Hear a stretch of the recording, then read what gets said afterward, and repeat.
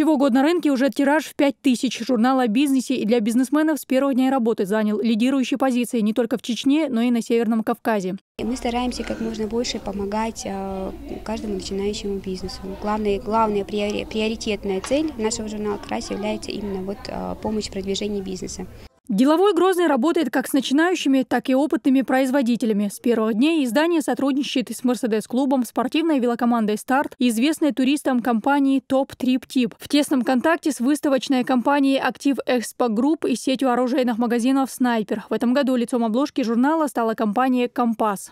Деловой журнал, который уже давно нужно было изобрести. И нашлись люди, которые заинтересованы были в этом журнале, который нужен был всей республике. Развитие экономики, социальных положений, социального статуса, все-таки развитие республики.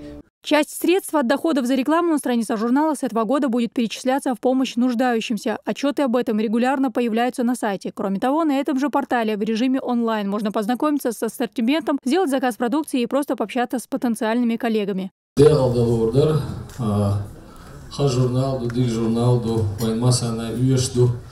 Какой день рождения без подарков? Именинникам кондитерский дом Тортини презентовал торт. Прекрасной половине преподнесли итальянскую косметику Карл, а Voyage Travel разыграл путевку в Турцию. Счастливому обладателю Муслиму Баталову путевки вручил гендиректор компании Халид Амирханов. Насыщенная программа завершилась показом новых коллекций известных домов дизайнерской одежды. Дагмара Касаева, Лиза Чапаханова. Новости.